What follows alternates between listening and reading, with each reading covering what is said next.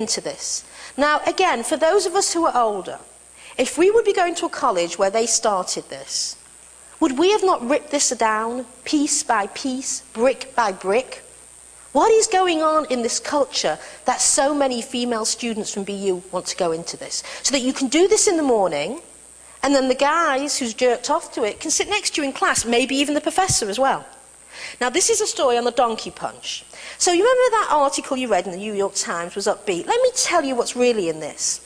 This was some sex tips in the first edition of Boink. And the donkey punch is a sexual technique developed specifically by men because women have the potential to become, quote, loose as a goose, and it's hard to do what you want to do, i.e. ejaculate. So let me tell you what this suggests. This suggests you enter her from behind, and if she's loose as a goose, then what you do is you pound away, and then at the pivotal moment you smack her hard on the head. She'll get a shock, pull her muscles up, and then you get to ejaculate. This is in the magazine, the first one. Another one was called, I think, Riding the Bull, and it said again, you enter her from behind, you hold her breasts very firmly, and then at a pivotal moment, you get your friends to come in to take a picture. She'll jump up and you hold on to her breasts. This is in the BU magazine.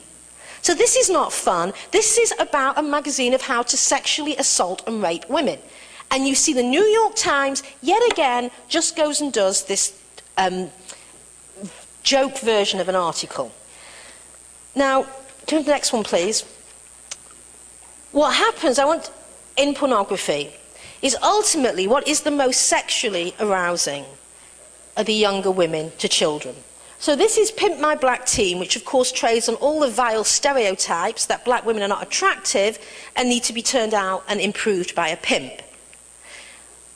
Now these kinds of images lead to the next, which is Barely Legal.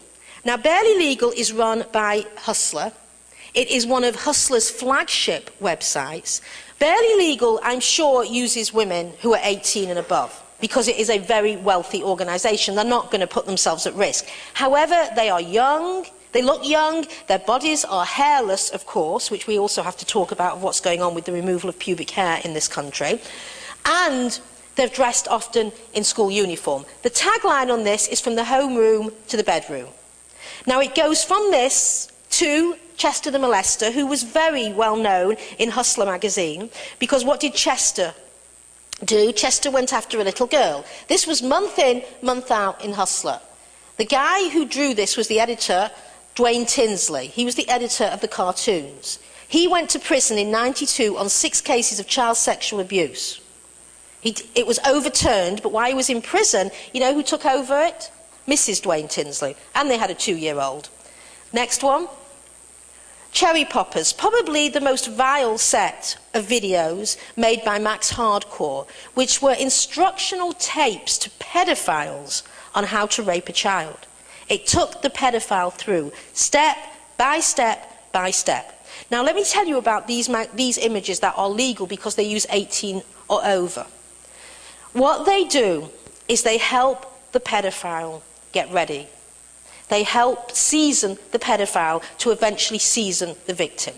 They normalise pedophilia. They provide ideas. This was so specific that at the end of one of these segments, you've got Max Hardcore, who's raped this 18-year-old woman over and over and over again, and then he takes a camera and he takes a picture of her. And he says, listen, honey, if you tell anyone, I'm taking this picture to school and I'm going to show all your friends exactly what you did. Now, this is what pedophiles do to terrorise children all the time. And this is what Max Hardcore was doing. He was showing the pedophile a way to police and control the child. And then we get into more present-day websites, such as usemydaughter.com. And this is about his fucking whore daughter who fucks men all over the country. And he said, no cunt, if you're going to fuck men, you're going to do it for money. And he takes her around selling her. These are all legal, as in the next one. Daddy's whore. Now, I've got more, but I'm not going to continue because I want to end with a few things. I want to ask you, how long a culture continue when this is our visual landscape? What does it mean to live in a society bombarded by images like this? What does it mean for masculinity when these images are no longer grafted onto masculinity? They are encoded into the very DNA of masculinity. How bad does it have to get? 1 in 3 women will be raped, 1 in 4 women will be raped, 1 in 2 women will be raped, and then maybe 1 in 1, and then every one of us can expect to be raped twice or 3 times. How bad do we have to get till we decide we have to do something? You see, the pornographers completely stole our culture, and without barely a peep or resistance. We basically let them come in and take it over. Now let me tell you, a society is only as good as its culture. This culture is controlled by corporate pimps. They wear Armani suits, but they are pimps nonetheless. These men are not out for your sexual freedom or my sexual freedom. Now just think about this. Pornography is to sex what McDonald's is to food. It is the same thing. Now, if I was to go to a college and talk about the fast food industry, do you think somebody would get up to me and say, "Excuse me, are you anti-eating?" Well, I'm not anti-sex either. I'm anti-a-pornography industry. It is completely different. Whoever decided that these white pimps should control what sex is in this culture? This is the most ludicrous argument. The truth is, they will do to sex what McDonald's does to food. They strip it down, they turn it into a plasticized, formulaic way of living, and they destroy the creative and life-loving experience that these things can bring.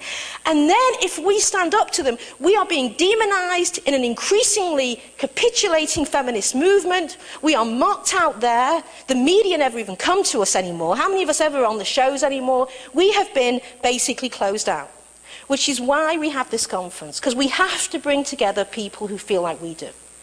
And you know what? We don't have much time, because we cannot continue to live in this culture like this. We are very, very close to losing it all. There is a point at which it is very hard to pull back on. What's going on in environmental destruction is very similar to cultural destruction. There is a point where it is over. People are too robotic. They have lost what it means to be human, and they are thoroughly colonized by the corporate pimps. This has to stop. We have to fight back. It is not in my nature to play dead. I will fight to the last breathing word. And you lot have to join in, because unless we do something, there is nobody else who's going to do it. There is nobody else out there who is going to do it. And the pornographers are going to continue and continue and continue, because they make billions. And so this conference is about saying, let's do something.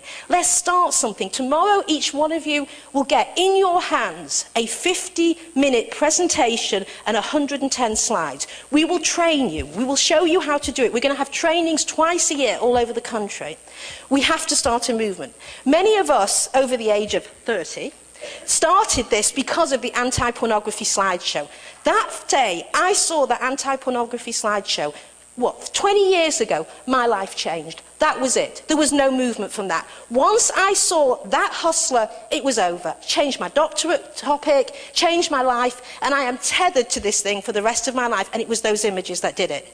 We hope to tether many of you here. Right? And we will help you. And it will not be a tethering, because it will be a liberation, because to fight back against your oppression makes you feel alive. And we live in a culture that loves death. So I ask you, please do something, work with us, and we can build a movement that makes us proud to be called feminists.